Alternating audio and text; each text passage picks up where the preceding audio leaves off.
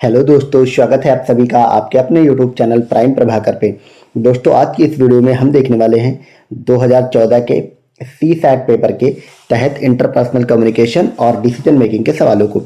इससे पहले हमने 2015 से लेकर के 2023 तक के संपूर्ण पेपर को देखा है। उसके तहत इंटरपर्सनल स्किल और कम्युनिकेशन के क्वेश्चन को देखा है। अगर आपने वो वीडियो नहीं देखी है तो डिस्क्रिप्शन में आपको लिंक मिलेगा, आप जाके जरूर देखें और आप उनको 2023 से लेकर के बैक ईयर्स में देखिएगा, क्योंकि आपको लेटेस्ट ट्रेंड एवं पैटर्न पकड़ना है। तो 23, 22 और 20 तक के 4-5 जो वीडियोस हैं वो ज़रूर देखें, क्योंकि वो मोस्ट इंपॉर्टेंट है। वो चूँकि शुरुआती वीडियो हैं तो मैंने उसमें आप सबको समझा रखा है कि कैसे क्वेश्चन अटेम्प्ट लेने हैं और कैसे क्वेश्चन ऑप्शन को एलिमिनेट करना है, और जो भी थ्योरेटिकल पार्ट है वो भी मैंने उसमें आपको पढ़ाया हुआ है। तो इतनी इन्फॉर्मेशन के बाद अब चलिए 14 के पेपर की शुरुआत करते हैं और देखते हैं इसमें पहला क्वेश्चन हमारा क्या कह रहा है।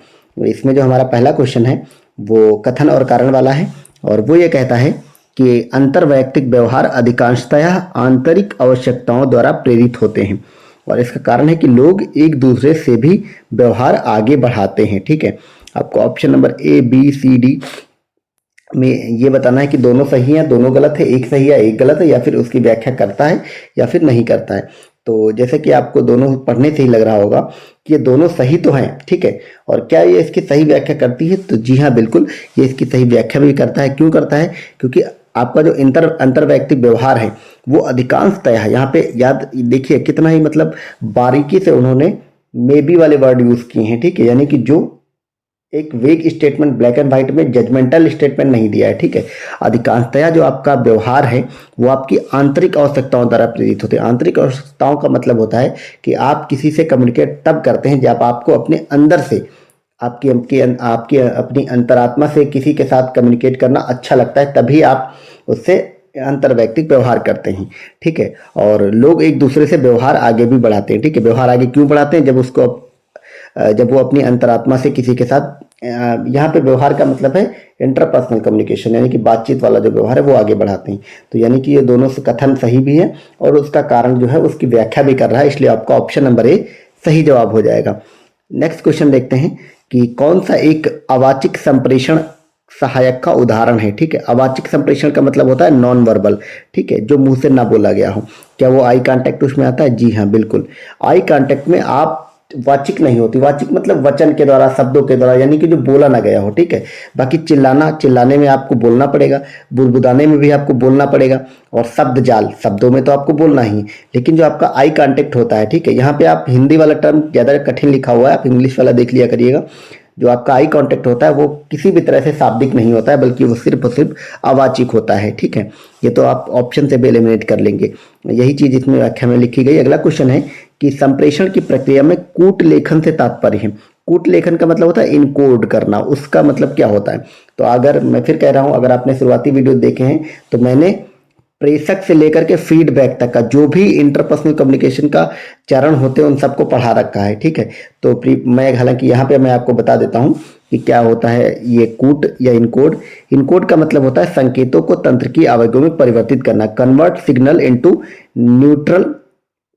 न्यूरल इम्पल्स, यानी कि प्रेषक ने कोई भी संदेश दिया और प्राप्तकर्ता को प्राप्त हुआ। अब वो जो प्राप्त हुआ वो तो उसको डिकोड करेगा जो भी पढ़ेगा, लेकिन प्रेषक ने क्या भेजा वो जो होता है, यानी कि प्रेषक के द्वारा भेजा गया संदेश और रिसीवर के द्वारा प्राप्त किया गया संदेश, उसके बीच की जो कड़ी होता है वो इनकोडर होता है। ठीक है, ये आप याद रखेंगे। अब व्याख्या देखते हैं कि संप्रेषण एक द्विमुखी प्रक्रिया है। इसमें संदेश देने वाला सेंडर, संदेश, कूट लेखन, यानी कि सबसे पहले सेंडर होगा, प्रेषक जिसको कहते हैं, फिर संदेश होगा, कोई ना कोई संदेश भेजेगा और वो संदेश इनकोडिंग होगा, उसके बाद वो डिकोड करेगा और उसके बाद जो है वो फीडबैक देगा, अंत में फीडबैक अंतिम आता है। ठीक है, अगला है कि संप्रेषण प्रक्रिया के अंतर्गत कूट लेखन के द्वारा संदेश को वाचिक और अवाचिक के रूप में तंत्र की आगों में बदलकर संदेश को भेजा जाता है। अगला क्वेश्चन है कि संप्रेषण के संबंध में संदर्भ किसे कहते हैं? ठीक है, what is context in the term of communication? Context क्या होता है? ठीक है, संदर्भ क्या होता है? तो इसमें क्या वो प्रभावी बातचीत होती है? नहीं। अगर आप किसी का संदर्भ दे रहे हैं तो वो प्रभावी बातचीत तो नहीं होगी, कहीं ना कहीं वो इनडायरेक्ट मामला होगा। ठीक है, अगला है कि वार्तालाप के लिए भौतिक और मनोवैज्ञानिक वातावरण। जी हाँ, जैसे कई बार क्या होता है कि आप किसी को जानते नहीं होते हैं और आप चूंकि कम्युनिकेट कर रहे हैं, बात कर रहे हैं, तो आप बहुत सारे संदर्भ लेकर के आते हैं ताकि उसके साथ आपका कम्युनिकेशन और अच्छा हो सके। और जैसे आप कोई थर्ड पर्सन है या थर्ड कोई घटना है जिससे आप भी रिलेटेड है, वो भी रिलेटेड है, तो आप वो संदर्भ ले आएंगे। ठीक है, यानी कि आप कहीं ना कहीं उससे कम्युनिकेट करने का एक अच्छा माहौल तैयार कर रहे हैं, वही बात इस पे कही गई, वही संदर्भ होता है। ठीक है, आपके अच्छे कम्युनिकेशन के लिए तो आपका ऑप्शन नंबर बी सही हो जाएगा। बाकी संदेश ग्रहण में बाधा तो बिल्कुल भी नहीं होगा, और संदेश के प्रति मौखिक और अवाचिक प्रतिक्रियाएं भी बिल्कुल नहीं होंगी। ठीक है, आपका ऑप्शन नंबर बी सही हो जाएगा। व्याख्या देख लेते हैं कि संप्रेषण की प्रक्रिया की पूर्णता में संदर्भ का महत्वपूर्ण स्थान होता है। संदर्भ से तात्पर्य भौतिक, मनोवैज्ञानिक, सांस्कृतिक तथा ऐतिहासिक वातावरण से है। यदि इनमें से कोई भी तत्व जो कि किसी न किसी प्रकार संदर्भ से संबंधित है, संप्रेषण हेतु नकारात्मक व्यवधान उत्पन्न करता है, तो ऐसी स्थिति में संप्रेषण की प्रक्रिया नहीं हो सकती है। अतः संदर्भ से संबंधित तत्व सकारात्मक दृष्टि से उपयुक्त होना आवश्यक है। इसमें बहुत ही किताबी और बहुत ही जटिल शब्दों में लिखा गया, हालांकि मैं कोशिश करता हूँ आपको एकदम प्रैक्टिकल वे में समझा सकूँ। तो आप लोग मेनली आंसर देख लिया करिए, जो भी रटने या लिखने वाला होगा वो मैं आपको बता देता हूँ। उसके अलावा मैं जो भी आपको समझाता हूँ आप मेरे शब्दों पर विशेष ध्यान दिया करिए, वहां से आप ऑप्शन एग्जाम में ऑप्शन को एलिमिनेट कर पाएंगे। ओके, अब हम नेक्स्ट देखते हैं। पेल्स प्रभाव पूछा है। अब ये ऐसे क्वेश्चन होते हैं, एकदम रटने वाले क्वेश्चन होते हैं और ये पूरी तरह से किताबी क्वेश्चन होते हैं। पेल्स प्रभाव क्या होगा ये आपको रटना पड़ेगा, ऑप्शन में नहीं जाना, आपको डायरेक्ट देना है कि उपर्युक्त उपरिगामी प्रभाव के साथ संयुक्त वरिष्ठों की समर्थिता। इंग्लिश देते हैं कि superior supportiveness combined with educate upward influence, यानी कि जो आपके सुपीरियर होते हैं, ठीक है, आपसे बड़े लोग, जिसको कि हम बोलते हैं वरिष्ठ लोग। ठीक है, आपके जो वरिष्ठ हैं, सुपीरियर हैं, बड़े लोग, उनका जो सपोर्टिवनेस वाला नेचर है, सपोर्ट करने वाला नेचर, उसके साथ आप कितना अलाइन रहते हैं। ठीक है, उन सब सारे जो चीजें हैं उनको पेल्स इफेक्ट कहते हैं, ये आप याद रखेंगे। आपको मोटा मोटी इतना याद रखना है, पेल्स इफेक्ट क्या होता है, आपके सीनियर्स का आपके प्रति क्या बोलते हैं, आपके सीनियर्स का आपके प्रति सपोर्टिवनेस वाला व्यवहार रखना। ठीक है, बाकी व्याख्या देख लेते हैं, क्योंकि इसमें ये थ्योरेटिकल चीज है, ये आपको रटना पड़ेगा कि पेल्ज प्रभाव उपयुक्त उपरिगामी प्रभाव के साथ संयुक्त वरिष्ठों की समर्थता से संबंधित है। सर्वप्रथम डोनाल्ड पेल्ज ने इसको दिया था, कब दिया था, 1952 में। संगठनात्मक संचार के संदर्भ में नेतृत्वकर्ता की योग्यता एवं समर्थता के अधीन कर्मचारियों या अधीनस्थों के साथ प्रभावी संबंध की आवश्यकता के मार्ग का सिद्धांत दिया था, जो कि स्पष्ट संचार के संदर्भ में पेल्ज प्रभाव के रूप में प्रसिद्ध है। अब इसमें क्या याद रखना है आपको कि पेल्ज प्रभाव 1952 में आया, दिया किसने, डोनाल्ड पेल्ज ने। ठीक, किस लिए दिया, एक संगठन में जो आपके वरिष्ठ लोग होते हैं उनका जो सपोर्टिव नेचर होता है उससे संबंधित है। इतना आप याद रखेंगे, क्योंकि बहुत ज्यादा आप इसको किताबी रूप याद नहीं कर सकते ना। अब अगला है क्वेश्चन हमारा कथन कारण वाला। इसमें ये कहते हैं कि संप्रेषण के नियामक नियम हमें यह बताते हैं कि हमें क्या करना चाहिए और क्या नहीं करना चाहिए। अगला है संप्रेषण में अंतःक्रियाओं की संरचना और समन्वय आवश्यक है। तो ये दोनों स्टेटमेंट सही भी हैं और ये इसकी सही व्याख्या भी करता है, इसलिए आपका ऑप्शन नंबर जो है वो बी सही हो जाएगा। ठीक है, बी का मतलब क्या है, ये वाला कि दोनों सत्य हैं और इसका सही स्पष्टीकरण भी। पढ़ने से ही लग रहा है कि उसी की बात की जा रही है। अगला क्वेश्चन है कि अच्छे श्रोता बनने के लिए जो दो कौशल संबंधित हैं वे क्या हैं, यानी कि यहाँ पे श्रोता की बात की गई है। अच्छे श्रोता बनने के लिए क्या जो बहुत ही जरूरी चीजें हैं दो, वो क्या है, ध्यान देना और प्रतिपुष्टि करना। To pay attention and provide feedback. कोई आपको कुछ सुना रहा है, आप उसको बहुत ध्यान से सुने और उसके बाद आप बहुत ही ईमानदारी से उसको फीडबैक दें। ठीक है, ये एक अच्छे श्रोता की निशानी होता है, इसलिए आपका ऑप्शन नंबर ए सही हो जाएगा।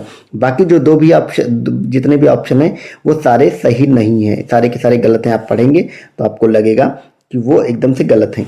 अगला क्वेश्चन है कि एक सक्रिय श्रोता द्वारा एक तकनीक जिसे प्रयोग में लाया जा सकता वह क्या है।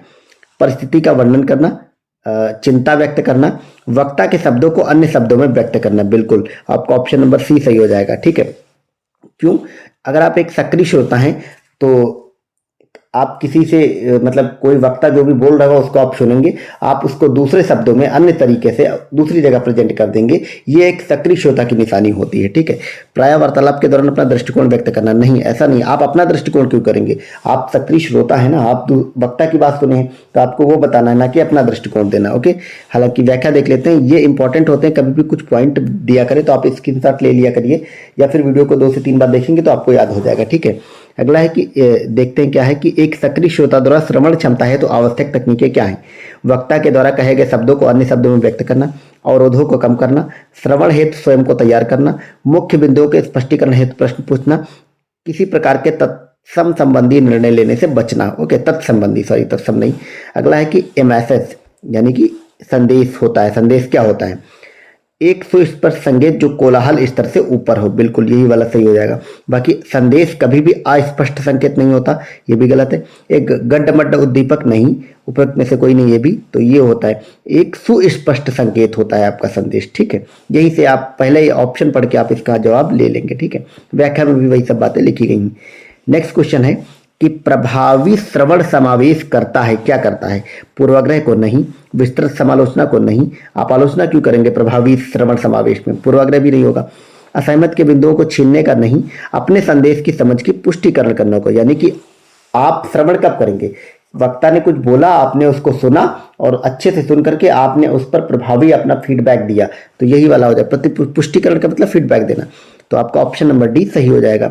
यही बात आपकी व्याख्या में भी लिखी गई है। अगला क्वेश्चन है कि मानवीय संप्रेषण प्रक्रिया के कुछ अंग नीचे दिए गए हैं, संप्रेषण प्रक्रिया में घटने वाले सही क्रम लगाइए, यानी कि घटते क्रम में आपको लगाना है। तो इसमें पहले आपका हो जाएगा संदेश, ये सब मैंने आपको पढ़ा, अभी अब ऊपर देखा था।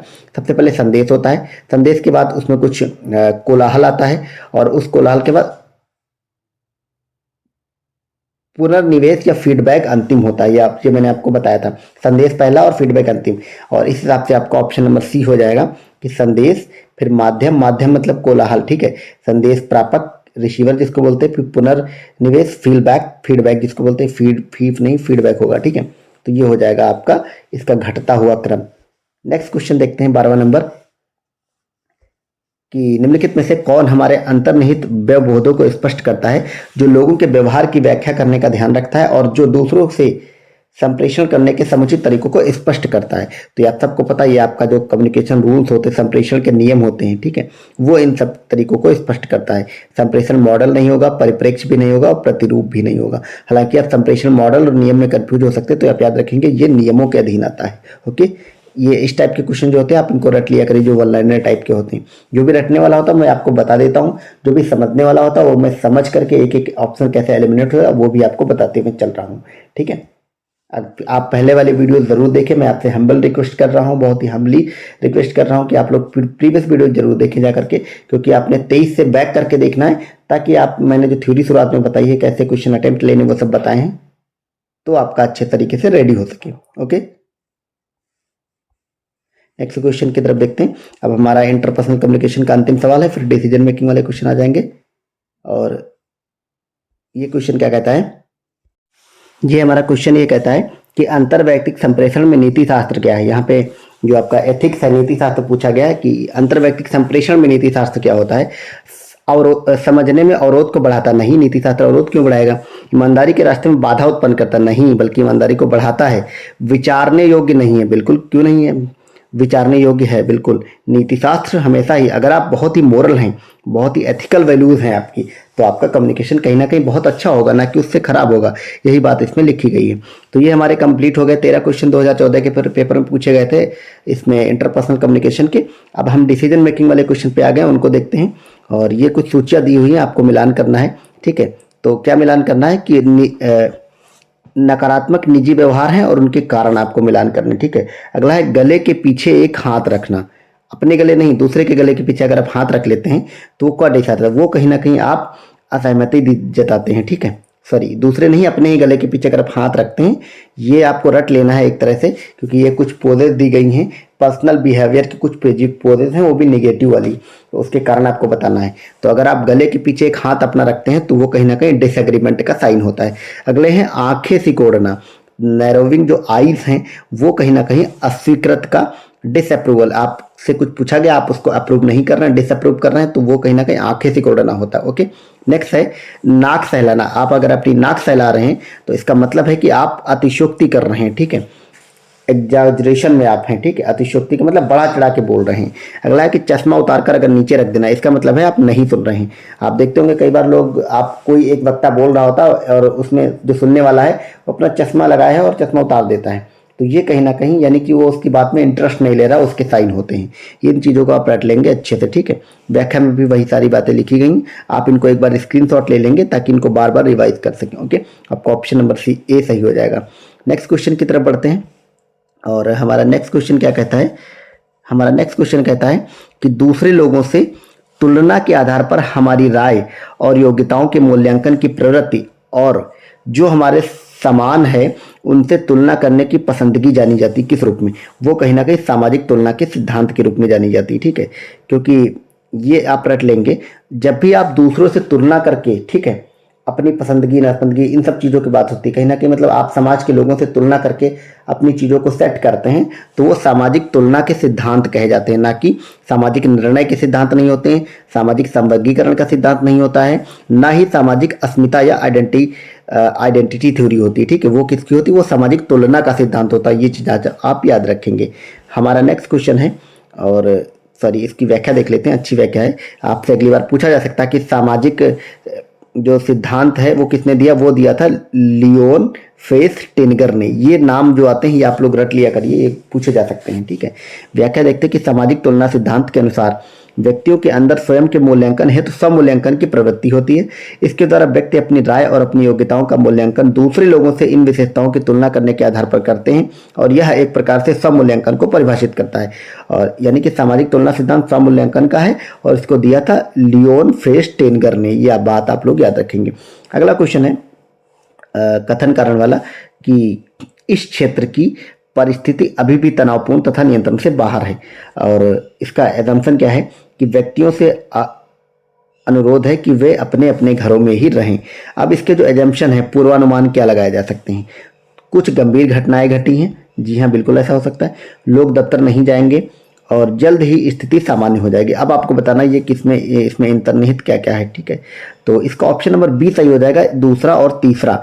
कुछ गंभीर घटनाएं घटी तभी ऐसी बात की जा रही, लोग दफ्तर नहीं जाएंगे, बिल्कुल बात, क्योंकि घर से रहने की बात की गई।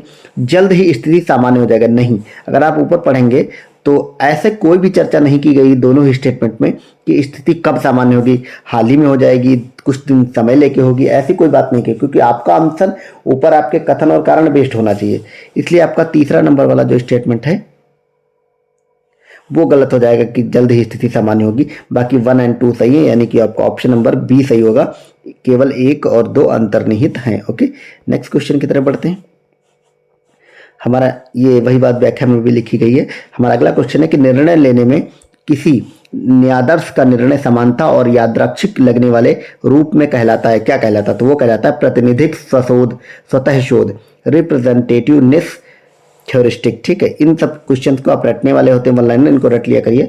न्यायादर्श का निर्णय समानता और यादृच्छिक लगने वाले रूप में क्या कहलाता है? तो प्रतिनिधिक स्वतः शोध, रिप्रेजेंटेटिवनेस थ्योरिस्टिक। ओके, यही बात इसकी व्याख्या वगैरह में लिखी गई है।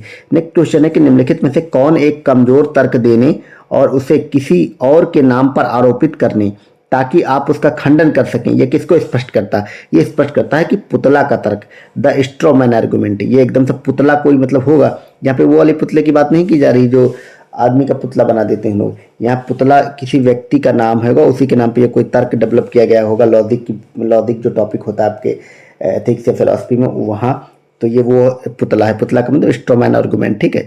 ये कहलाता है कि दूसरों के तर्क मतलब आपका तर्क कमजोर है तो आप दूसरे के नाम पर, जिसको कहते हैं दूसरे के कंधे पे बंदूक चलाना वाली बात जो करते हैं जो लोग, उसको हम लोग एक लाइन में बोलते हैं कि द स्ट्रॉमैन आर्गुमेंट, पुतला का तर्क। ओके, ये बात आप लोग याद रखेंगे। अगला क्वेश्चन है कि किसी प्रबंधक के निर्णय लेने की प्रक्रिया के चरण निम्नलिखित हैं, उन्हें सही क्रम में व्यवस्थित कीजिए और उनका सही उत्तर चुनिए। तो ये कुछ चरण दिए गए हैं, प्रबंधक को कुछ मतलब लेना है, आप इसमें बताएंगे। ये 4 चीजें लिखी हैं कि समस्या को परिभाषित करना, प्रतिबंधित तत्वों को पहचानना, संभावित विकल्प का विकास करना, एक नियंत्रित और एवं मूल्यांकन तंत्र को स्थापित करना। हालांकि इसमें जो आयोग ने उत्तर माना था वो सी को माना था, लेकिन ये उत्तर गलत हो जाएगा, क्योंकि इसमें जो क्रम है वो ये वाला है। क्या क्रम है? समस्या को परिभाषित करना, सबसे पहले आप समस्या को आइडेंटिफाई करेंगे, डिफाइन करेंगे, परिभाषित करेंगे। दूसरा है फिर आप प्रतिबंधित तत्वों की पहचान करेंगे, फिर समाधान है तो संभावित विकल्प का विकास करेंगे, और अंत में एक नियंत्रित एवं मूल्यांकन तंत्र को स्थापित करेंगे, ठीक है। और अगर इस हिसाब देखें तो विकल्पों में कोई भी सही नहीं है, लेकिन आयोग ने उसका उत्तर सी माना था, जो कि गलत था। आप इन चारों को याद रखेंगे, ये वाला सही उत्तर होगा। अगला क्वेश्चन है कि निर्णय लेने की एक संख्यात्मक तकनीक जो निर्णय पथों के संपूर्ण संभावित विकल्प दर्शाती वो क्या कहलाती? वो कहलाती एक निर्णय क्रम, ठीक है, ए डिसीजन ट्री। डेल्फी तकनीक बहुत पूछी जाती है, ये मतलब पिछले 2022 में बहुत न्यूज में भी रही थी। तो डेल्फी टेक्निक वगैरह भी आप लोग पढ़ लेंगे, ठीक है। डेल्फी टेक्निक का मतलब एक मशीन जब कोई जवाब देती है उससे रिलेटेड चीजें हैं ये, ठीक है। बाकी ये जो क्वेश्चन है इसका सही जवाब हो जाएगा ए डिसीजन ट्री, ठीक है।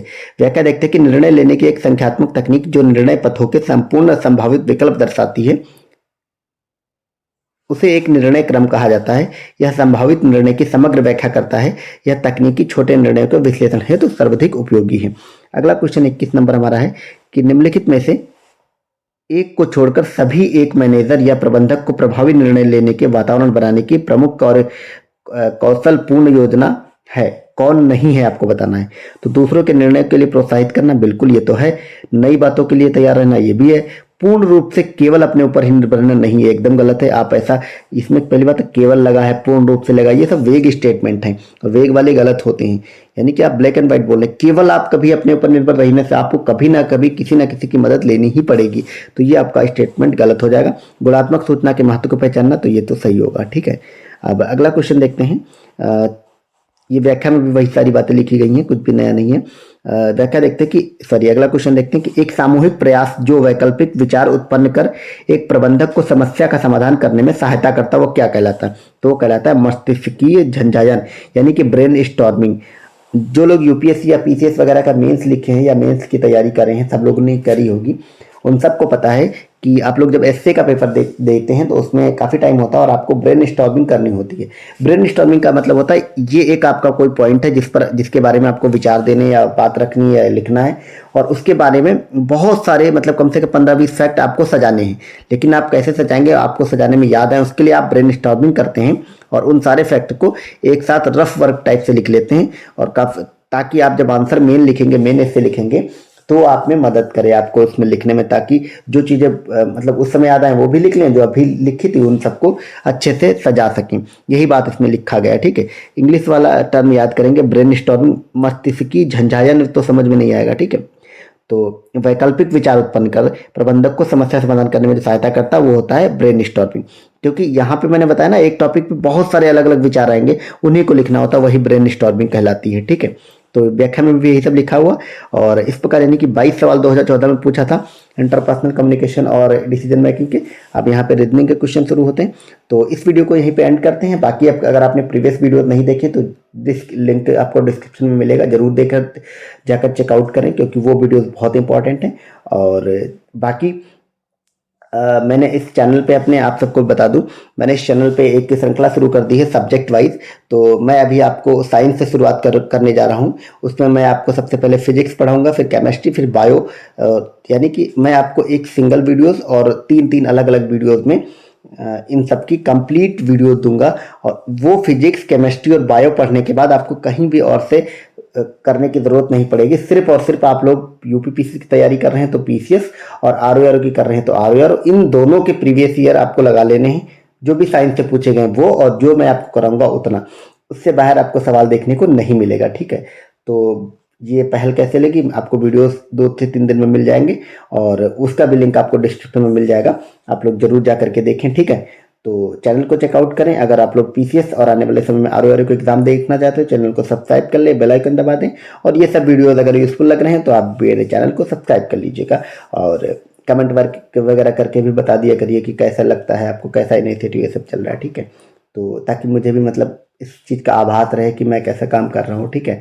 तो चलिए वीडियो को यहीं पे एंड करते हैं। बाय द वे, आप सबको बहुत बहुत धन्यवाद। Thank you so much for watching the video. Bye bye.